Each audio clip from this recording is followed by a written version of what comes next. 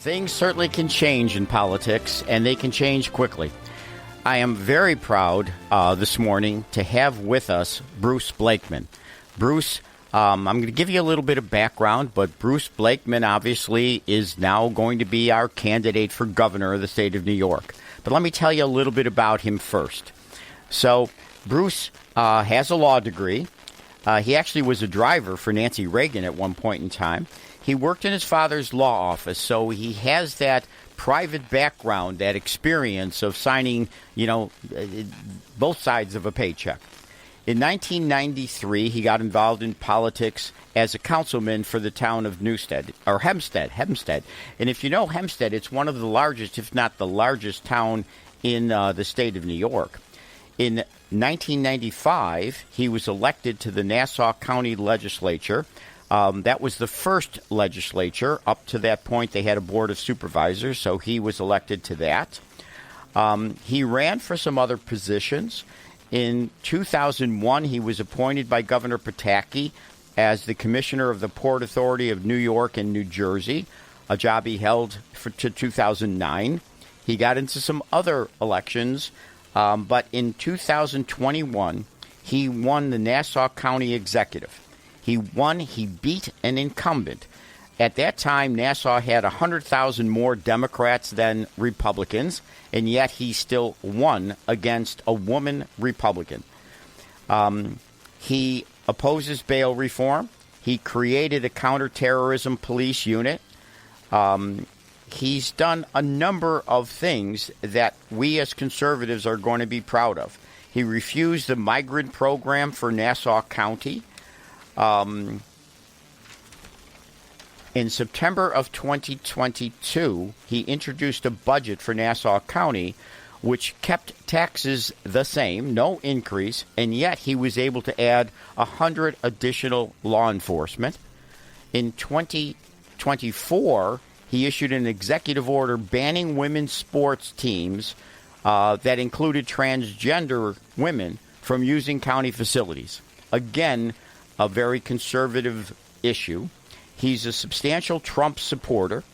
He won this county executive race just last year. Again, Nassau County has now 110,000 more Democrats than Republicans, and yet he won in that type of situation by a 2-1 margin. So, Bruce, I am very happy to have you on today. Did I get everything right along the way? Except for one thing. You said incumbent woman Republican. I beat a Democrat woman, not a that's right. A Democrat incumbent. I stand corrected. That's okay. So let me ask you this. Let's go back. Were you a driver for Nancy Reagan? So I was involved in politics at a very young age. My father was in the state assembly. And the bug hit me. I was a committeeman. I went off to college. I became president of my college Republican club at Arizona State University. As part of a project for political science, I joined a campaign for Reagan for President, RFP, and I served on their finance committee as well as their advanced operations. I did advanced work on the campaign. Nancy Reagan liked me, so whenever Nancy Reagan was either in New York or Arizona or California, they would send me and I would be her driver and her aide for the day. That was before candidates for presidential office and their families got Secret Service protection. So we had private security. I was the driver, and I can tell you that Mrs. Reagan was a wonderful human being, a nice person, and President Reagan was a great guy. He was obviously a great leader and an inspiration to me for sure. Yeah, I can understand that. That's fantastic. So then you finally did get involved as an elected official, right? 1993 now. Yeah, so I joined the Hempstead Town Board, won re-election very handily. And you're right, Hempstead Town is the largest township in America. It's larger than 3 states. How many residents in the town of Hempstead? Probably about 760,000. Wow, that's incredible. Yeah, it's a very big town, and I'm happy to report that it's a Republican majority on the town board, with the supervisor, John Ferretti, who just got elected, a great guy. Okay, then, so you served there. Then you went to the legislature when they created the legislature. Yes, and I was the first presiding officer of the legislature. That's basically the Speaker of the legislature. The majority, the Republicans won a majority. The county chairman recommended me as the presiding officer, and the majority voted on caucus, and they elected me the first presiding officer of the legislature. Served there for a while, and then, of course, Governor Pataki appointed me to the Port Authority Board. And unfortunately, it was right before 9/11. I lived through that. I lost my nephew that day. He was a court officer who was giving first aid to a severely burned woman in Tower 2. And he was a real American hero, not only as a court officer, but a volunteer firefighter and an Army medic. So that was an interesting time and a very challenging time. And then I got back into politics again and decided that I would run for county executive because they thought I had the best chance to win. Our chairman, Joe Cairo, said to me that right now it looks like you'd be 24 points behind in the polls. But the good news is you're on the right side of the issues, and people like you. So I started off 24 points behind, and then I won. And then after 4 years in office, not raising taxes, 1 penny in 4 years, and canceling a $150 million tax increase in my predecessor. We received 7 bond upgrades. I've hired 600 law enforcement professionals, and basically, U.S. News and World Report says, even though we're on the border of Nassau County, even though Nassau County is on the border of New York City, we're the safest county in America. You know, I've heard you speak a couple of times at the conservative conference last year. I was extremely impressed. And if you remember, I walked up to you and said, look, when you run statewide office, you and I are going to be together. So, you know, I'm glad and proud to have you on the show. I remember that. That was at, is that at the Plaza Hotel? Yes, that's when it was. Yes, I remember you and I having that conversation. Yeah. So I have Carl Calabrese with me today, and Russ Gugino, who was on Jack Kemp's staff. But Carl Calabrese is an extremely intelligent a consultant with regard to this. Carl, what do you think of this situation? Hi, Bruce. Good to be talking with you today. You and I have some common background. I was a town councilman and a town supervisor in the town of Tonawanda and the deputy county executive in Erie County. I'm very familiar with Tonawanda. Did some business up there when I was in the private sector. Pretty big town, not nearly as big as Hempstead, but a pretty good-sized town in its own right. And I do want to say you described Nancy Reagan as a wonderful woman. I have a friend who is a retired Secret Service agent who was on more than one detail protecting Hillary Clinton, and he does not describe her with the word wonderful, and the words he uses I can't use on radio. So let's leave it at that. Got a question for you. We know that for a Republican candidate to win in New York State, you probably have to get about 30% of the vote in New York City. Lee Zeldin came very close. I think he got about 28%, and fell 5.5 points or so behind statewide. You know, had he gotten 32% of New York City, he probably would have won the race. But I want to ask you what your strategy is right now. I know it's early, but how are you thinking about cracking that New York City vote to get to 30%? Well, that's an excellent question. So let me give you some statistics from my last election. First of all, Nassau County is a mirror image demographically of the state of New York. New York State has 11% African Americans, so does Nassau County. New York State has 17% Hispanic American Latinos, so does Nassau County. So we are a mirror image of the state, and we have a big minority population. And I was a very, very strong Trump supporter. I declared on my first week in office that we would not be a sanctuary county, that there would be no migrant program in Nassau County. I signed the most comprehensive agreement in America with ICE, with both our sheriff's department and police department, and we are ridding Nassau County and the whole region of dangerous criminals. I unmasked our kids to the disdain of Kathy Hochul. I said our kids have been wearing masks too long. There's no science or medical evidence that they need to wear them.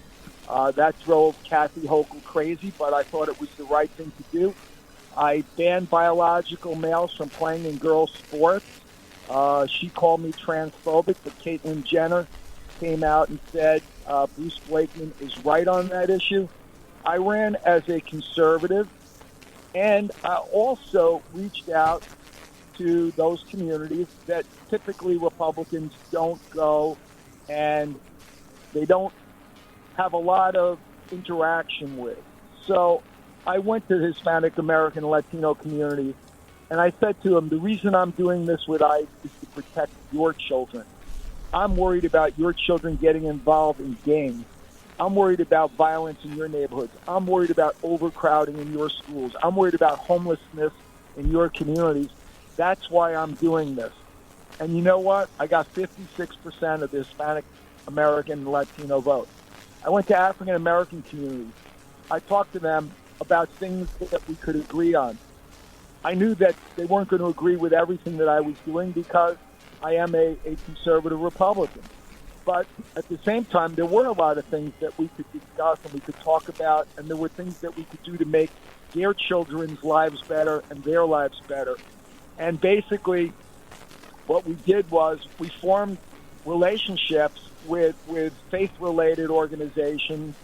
I met with the black clergy on a regular basis. I met with Hispanic American and Latino clergy on a regular basis.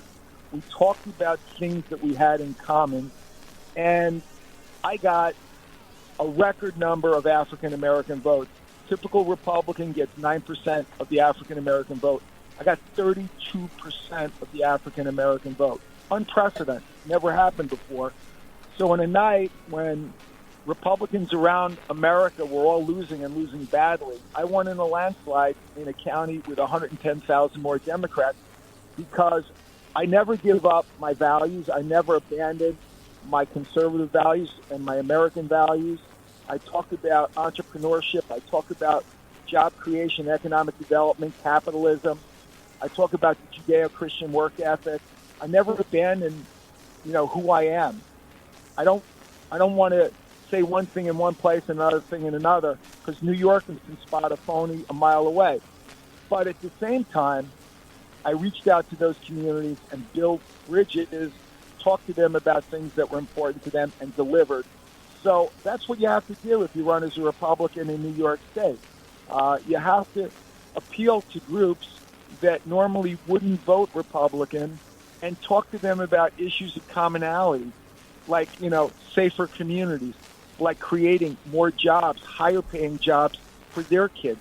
Those are the things that resonate with people, making our state more affordable. Look, Bruce, this is Ralph. I applaud you for everything you've just said. It's exactly right that you have to go into the communities that too many Republicans are afraid to go into, that feel they won't be welcomed. I saw Lee Zeldin do that. I applauded him for doing that. The fact that you got 32% of the minority community to vote for you it's extraordinary. I've always believed that minority people have the same values that we have. They want better for their children. They want better education. They want respect. They want better jobs. There's nothing different between us. And you need to address those people. They certainly have some concerns about conservative Republicans. I get those concerns, but if you have the dialogue, in my opinion, if you tell them what you honestly believe, that you want to help them, their families achieve better, I think you win them over, and it seems that that's what you're doing. You're absolutely right, Ralph, and there are so many more things than we have in common that that people only talk about the things we can agree upon. And listen, that's okay. We can agree to disagree on certain things. But the fact of the matter is that they want a better life for their kids and their grandkids. People in New York State are miserable. I want to put New Yorkers first. The first thing I'll do when I become the governor of this state is I'm going to cancel the migrant program. Bruce is going to be, I'm sure, our candidate for governor in the state of New York for next year's election. If you want to call in, and if you have some comments or you have a question for myself, Carl Calabrese, Russ Gugino, or Bruce, you can call into the Patriot Studio line. That phone number is 716-500-1270. 716-500-1270. So, Bruce, welcome back. We're talking about what you want to accomplish, how you accomplished it in Nassau County. We're all here talking during the break about how extremely impressed we are with the numbers that you've just cited in terms of your success in minority communities. I consider myself a Jack Kemp conservative. Everybody, it's an all-inclusive situation. I'm willing to debate everybody. I know that that's your take on these things, that you can show our side of these issues to each and every person. And for the most part, we're going to be successful. Tell us about affordability and safety. Those are, in my opinion, going to be the issues. Yeah, so I've hired 600 new law enforcement professionals in the last 3 years. That's incredible. 400 police officers. Without raising taxes. Without raising not one penny. So we did it because my county is on the border of New York City. We saw this migrant program that the governor instituted, making us a sanctuary state, which was a disaster. And I wasn't going to let it happen in my county. We saw how they had thugs from Antifa and pro-Palestinian movements taking over buildings, blocking bridges and roadways in New York City, harassing people. That was not going to happen in my county. So we've taken a tough law enforcement approach, and U.S. News and World Report named Nassau County the safest county in all of America. And Wow. I'm very proud of that. As I said, we have the most comprehensive agreement with ICE. I have 10 of my police detectives that are cross-trained with ICE, and they are designated as ICE agents. I have 50 jail cells in my jail that are dedicated solely for ICE.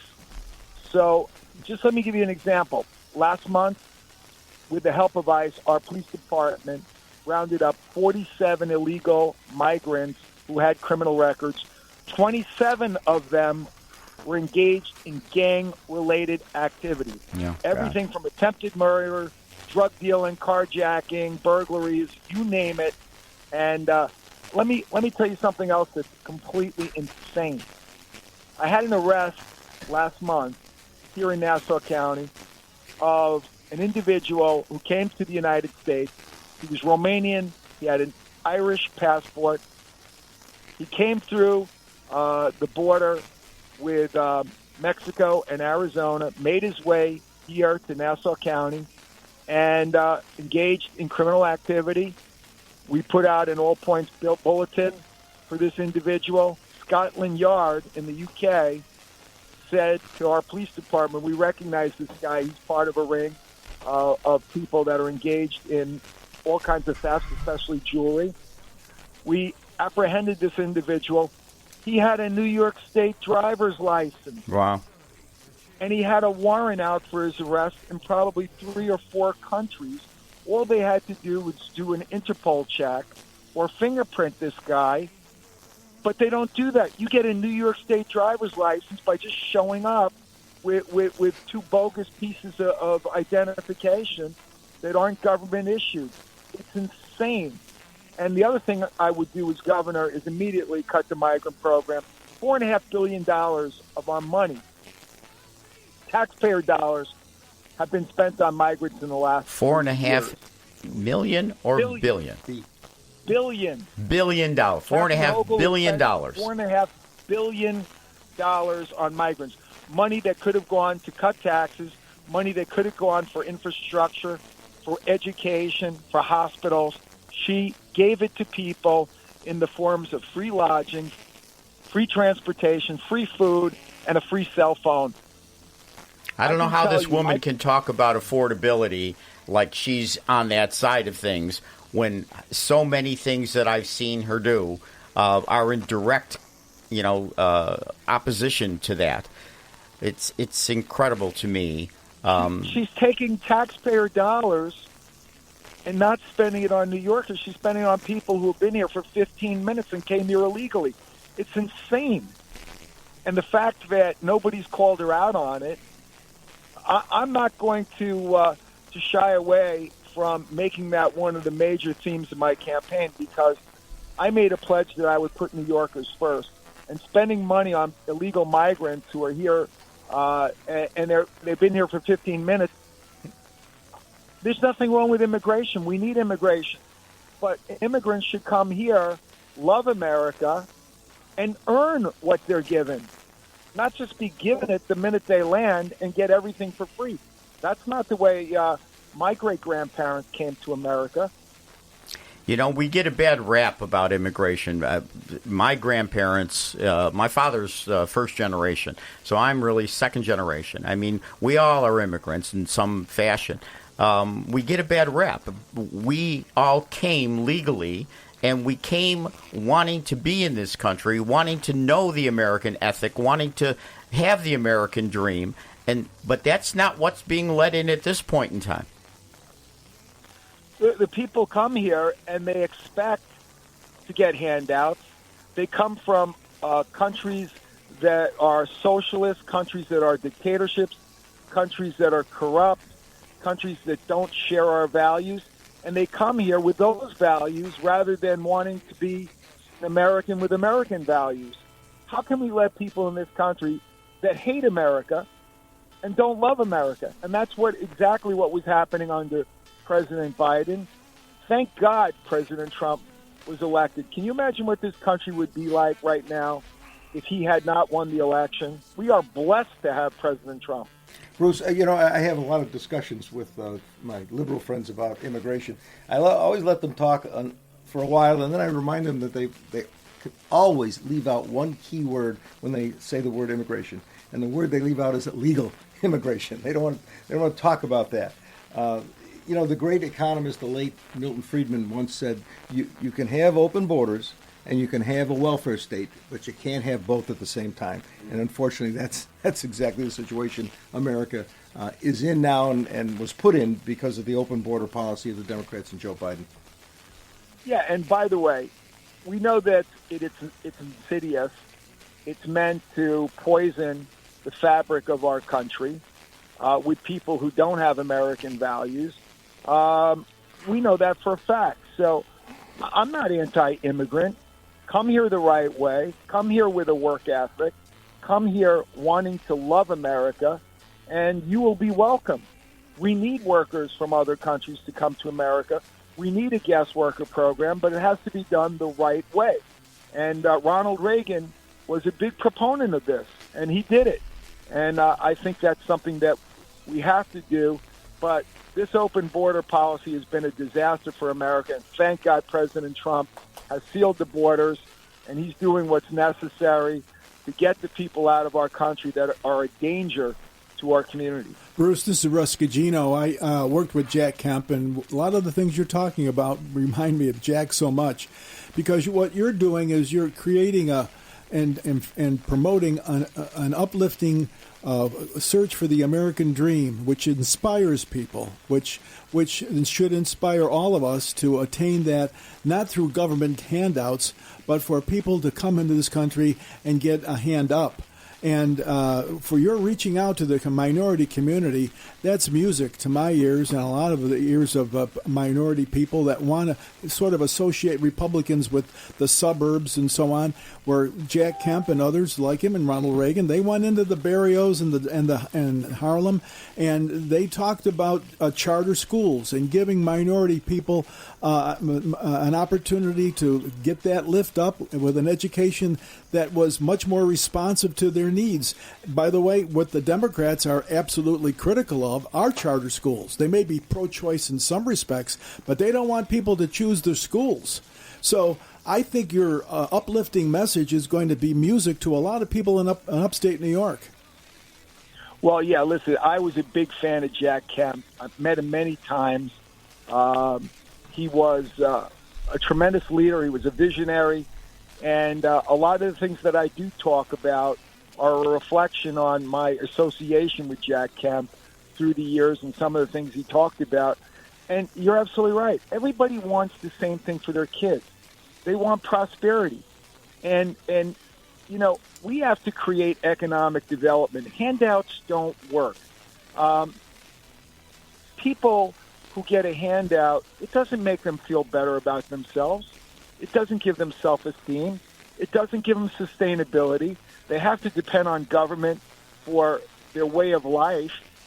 We want to have a state where it's vibrant. People want to live here. They're not leaving in droves like they've been. Businesses won't leave. We got to create economic development.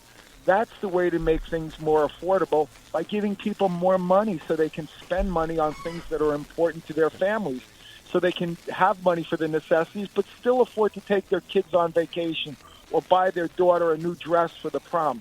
Those are the things that people want. By giving them handouts, that doesn't provide that. So, you know, I think that we have the right message. I think it resonates in those communities. I think independent voters are going to go with us in a big way. And listen, I'm looking forward to a very, very vibrant campaign. Kathy Hochul already has just been calling me MAGA, MAGA, MAGA, MAGA. You've been the governor for 4 years. You got a record. How come you're not talking about your record? I'll talk about my record in Nassau County, but she won't talk about her record because it's a record of failure. People are miserable, and they want a governor that'll make them happy again and put New Yorkers first. I'm that guy. Hey, Bruce, Carl Calabrese here. I just wanted to follow up on one of the issues that Russell raised. You know, I've always believed that school choice is a very popular issue amongst the minority community. I'm just wondering, when you said you got 32% of the minority vote. No, I got 32% of the African American vote. Well, there's four people. I won the minority vote. I got 56% Hispanic Americans, 52% Asian Americans. I won independent women and independent men. Well, when you gave that figure, the four people in this room, you know, 8 eyebrows lifted when you gave that stat. So I'm just wondering, was the issue of school choice a big part of making that minority vote come to you? And if it was, do you plan on incorporating that into your gubernatorial campaign? Well, it's a very important part. And by the way, when I was presiding officer of the legislature back in 1998, we established the first charter school in Nassau County here in Hempstead, in the village of Hempstead. And I was the one that put the charter school people together with the African-American community because they were craving school choice. So we opened up the first charter school on Long Island here in Hempstead, and they are flourishing. I'm a big believer in school choice. Listen, I think public education is great. I'm a product of public education, but I'm also a believer in charter schools. I'm a believer in religious schools. I think if you want to go to a Catholic school because you want your child to be raised with a background in their religion while they're in education, I think that's great. I have many, many yeshivas, Jewish academies here in Nassau County, Jewish schools. They are very vibrant here. I think choice is a good thing. Competition's good. Competition makes you better. It makes you sharper. And I think parents should have choice. And by the way, not every kid learns the same way. So some kids may be doing really well in a public school, but maybe they need a different kind of school, a religious school or a charter school for their needs. So I think basically you have to look at the child, see what's best for the child, and put your child in an environment where they'll be successful. So look, Bruce, we're going to take a break in a few seconds. Everything that you're saying is exactly what needs to be said. And so one of the things I want to talk about is how we're able to get this message out to everybody, because certainly it takes money, it takes an army of people to be able to do that. And so I want to have some input from you about how you plan to attack it from that point of view. We all know that Kathy has $15 million and the ability to raise a ton of money, and that is going to be an issue. And certainly we want to help you here in Erie County. We ran, I think, the first fundraiser for Lee Zeldin was here in Erie County a year and a half before the race, and we were able to raise substantial funds. We want to be able to help you with that. So, Bruce, let's talk a little bit about what it takes in terms of the cost of running for governor in the state of New York. What's your estimate for what's necessary? Yeah, so I think it's going to be somewhere north of $50 million. That's $50 million. And I think it's very, very achievable. I raised probably about $4.5 million for my county executive's race. So I'm no stranger to raising money, and my phone has been blowing up since yesterday with new people who want to contribute to the campaign. I'm going to be doing fundraising throughout the state. I'm going to make a trip down to Florida, where a lot of people are spending time this winter, a lot of well-heeled people, and I'm going to go down there and raise money. But it's not all about the money. It's also her record, which is dismal. It makes people miserable. And one of the things we have to do as Republicans and conservatives, we've got to start winning back the suburbs. We did it here in Nassau County. Suffolk County did it. We've got to bring that upstate. The suburbs of Buffalo and Rochester and Syracuse are trending in a very alarming way Democrat, and I think we need to bring to them the arguments why Republican and conservative principles will make their lives better, make communities safer, create prosperity, make it more affordable. We haven't been doing that. So we need to get the suburbs back. We lost the suburbs, and that's how we lost our edge in New York State. That's how we lost state Senate seats and assembly seats and congressional seats. So I know how to get them back. I beat a popular Democrat incumbent, and I think that there's a tremendous opportunity in the suburbs to get votes for Republicans and conservatives, and I'm going to go mine those. But we're going to raise the money. We're going to be on shows like yours.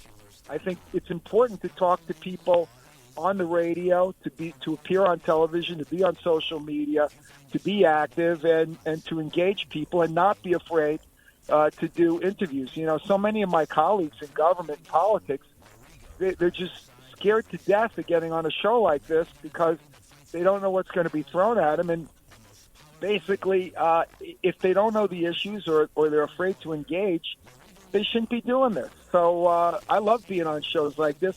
Unfortunately, I got to bail out in about a minute because I've got a hit on Newsmax I got to run to. But listen, I'm happy to come on your show as often as you'll have me. And it's been a real pleasure this morning. And all I can say is we'll do what we need to do to make New Yorkers first again and change the culture of our state government. And God bless you all. God bless America, and go Bill.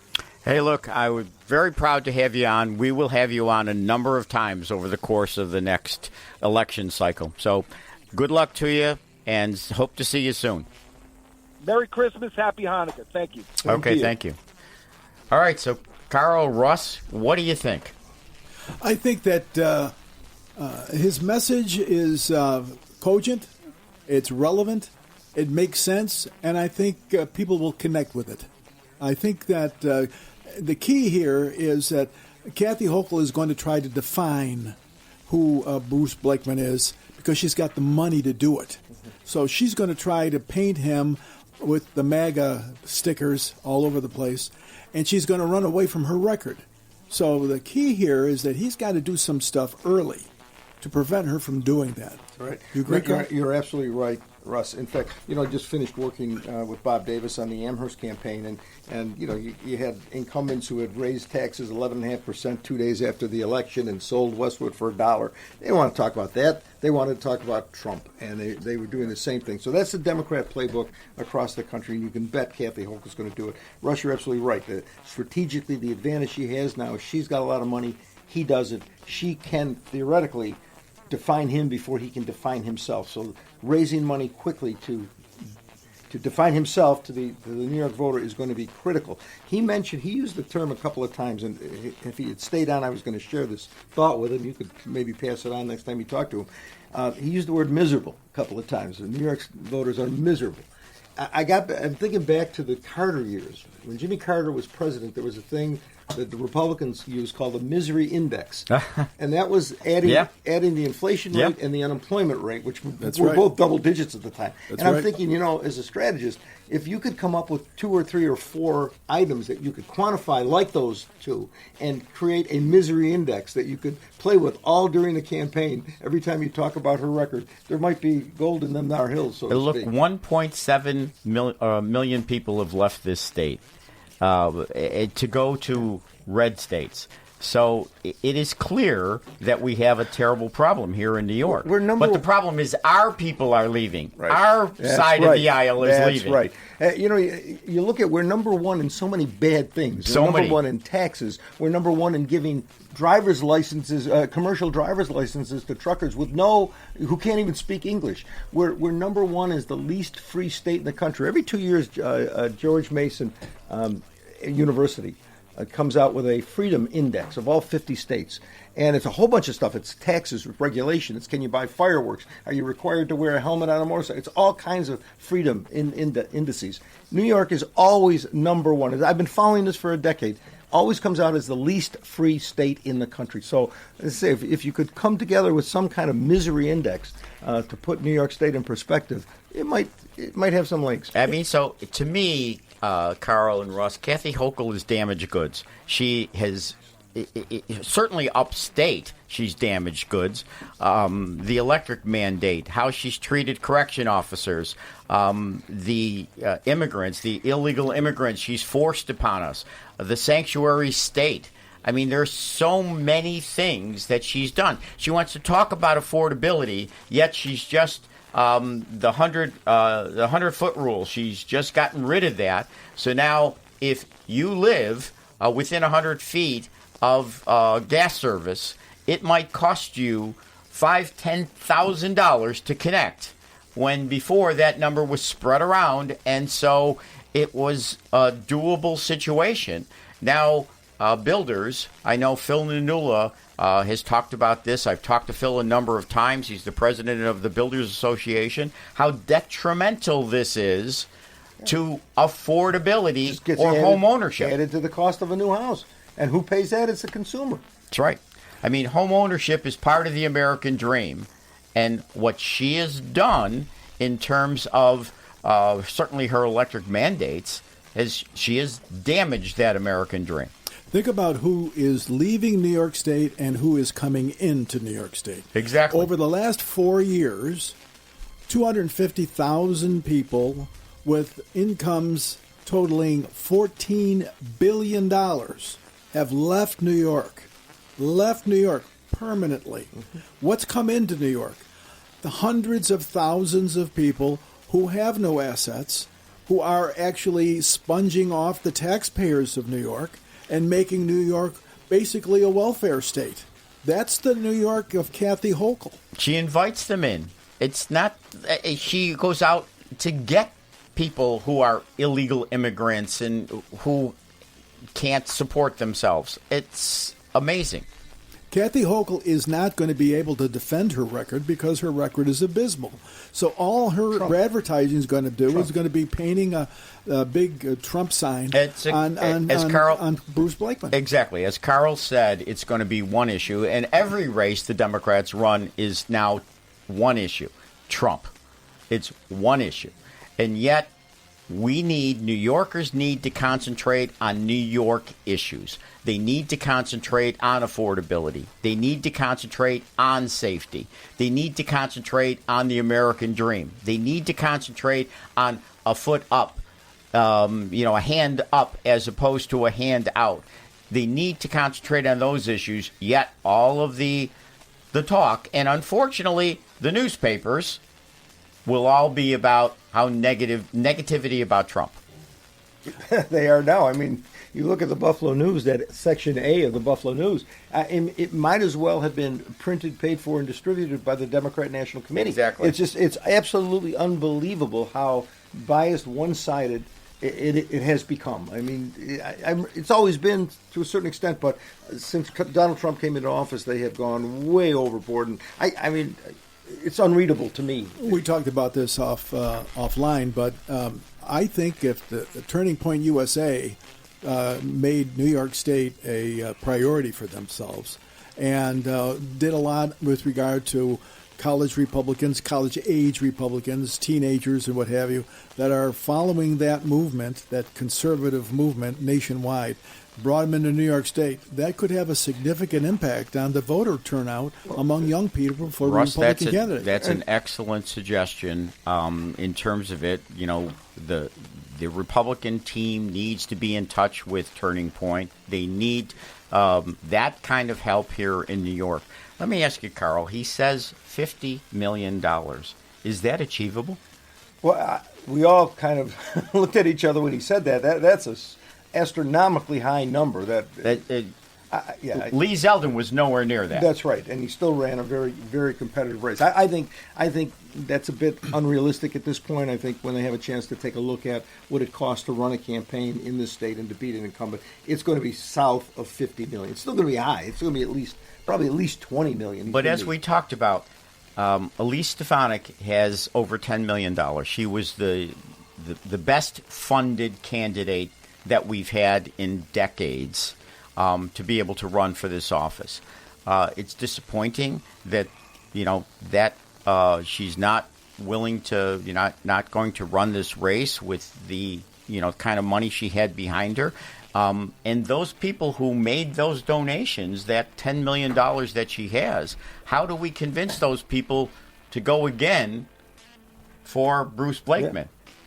Yeah. With regard to Elise, she still, being a woman, she had the advantage of being able to be very aggressive with Kathy Hochul and not having anybody really criticize her, because women can criticize women all they want. They're not going to be criticized for criticizing women.